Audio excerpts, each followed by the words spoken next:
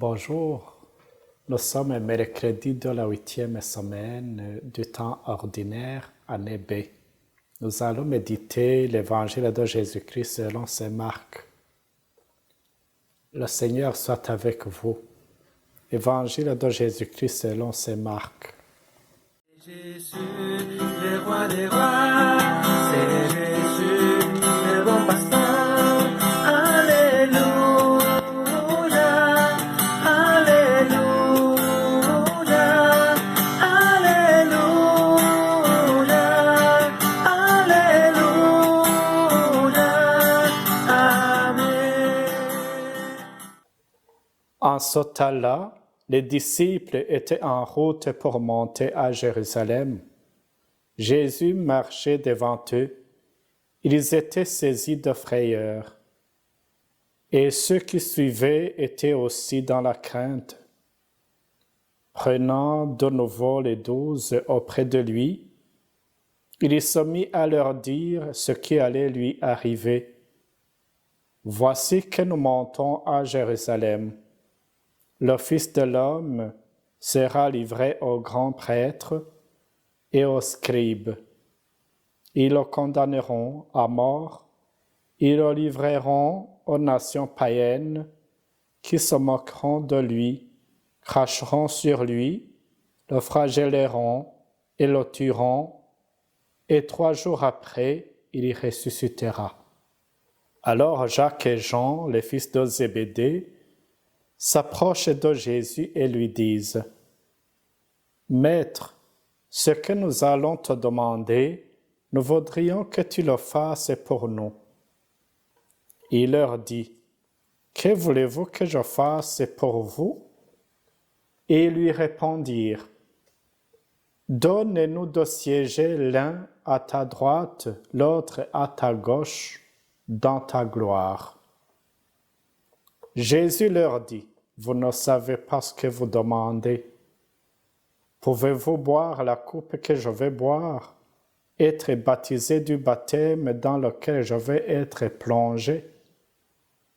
Ils lui dirent, « Nous le pouvons. » Jésus leur dit, « La coupe que je vais boire, vous la boirez, et vous serez baptisés du baptême dans lequel je vais être plongé.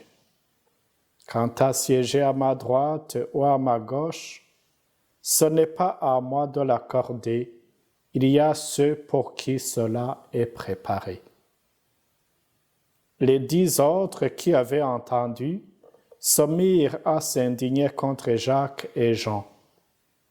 Jésus les appela et leur dit, « Vous le savez, ceux que l'on regarde comme chefs des nations les commandent à maître. Les grands leur font sentir leur pouvoir. Parmi vous, il ne doit pas en être ainsi.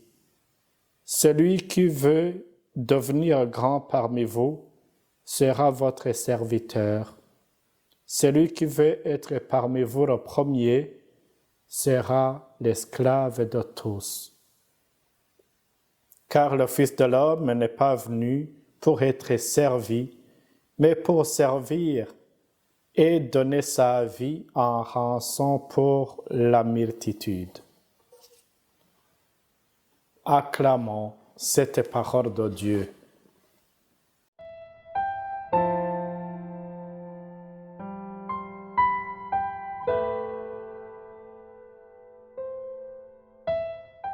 Aujourd'hui, nous sommes avec Jésus qui marche vers Jérusalem, avec une équipe qui ne comprend pas beaucoup de choses sur sa mission. Il annonce sa mort pour la 3e fois, mais il y a parmi les disciples ceux qui n'ont rien retenu des annonces antérieures. Jésus, lui, il va vers sa mort et il pense aux places, ou bien même au poste dans son royaume. Être à côté de Jésus, ce n'est pas une mauvaise chose. Ce qui fait mal, c'est qu'ils prenaient à la légère ce que Jésus leur disait. C'est comme s'ils ne l'avaient jamais entendu ou ne l'avaient jamais écouté. C'est pourquoi cette annonce de la passion est devenue quasiment un quiproquo. Notre faiblesse en tant qu'être humain ne se cache pas pour longtemps. Souvent, nous ne pensons qu'à nous-mêmes, et c'est le cas de ces deux fils de Zébédée. Ils se retirent du groupe des 12 et font une demande pour eux seuls. Jésus leur fait comprendre que sa royauté n'est pas de son monde. Son royaume est un royaume éternel.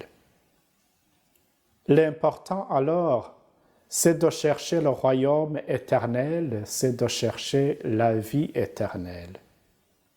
Même si on constate que Jacques et Jean ont eu l'audace et la confiance que le royaume de Jésus est un royaume qui durera pour longtemps, on ne peut pas ne pas remarquer quand même leur égoïsme puisqu'ils n'ont pas pensé aux autres, alors qu'ils faisaient équipe avec eux. Ils pensent à un Jésus roi avec toutes les caractéristiques d'un roi, alors qu'ils sont avec un Jésus serviteur. Jésus nous invite, nous aussi, à être les premiers par le service. Or, servir, ce n'est pas du tout notre ambition. Nous voulons plutôt être servis. Les deux frères demandent d'être avec Jésus en situation d'autorité. Mais Jésus leur demande et nous demande, nous aussi aujourd'hui, d'être avec lui en situation de serviteur.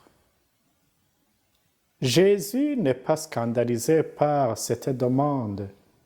C'est pourquoi il essaie de leur expliquer ou rappeler sa mission qu'il va accomplir en mourant sur la croix. Cette mission qu'il décrit comme un baptême qu'il va recevoir ou une coupe qu'il va boire.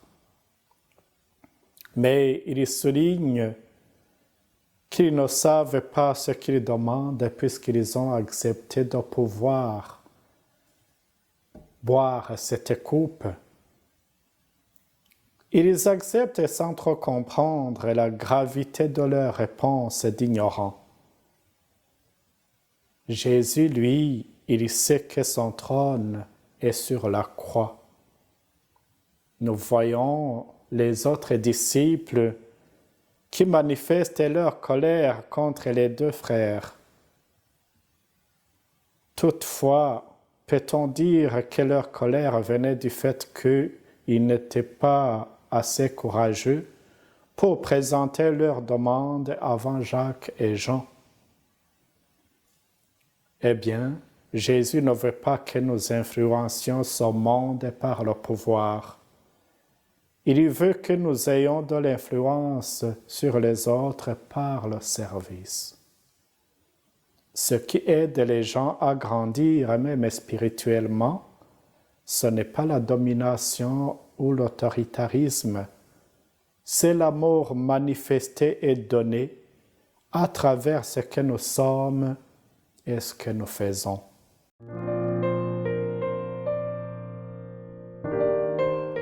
Que le Seigneur nous donne de viser ce qui est nécessaire pour que nous soyons sauvés et soyons toujours dociles à l'Esprit Saint qui nous guide et nous éclaire. Amen. Que le Seigneur, dans sa grande bonté, vous garde et vous bénisse, le Père, le Fils et le Saint-Esprit. Amen. Bonne journée.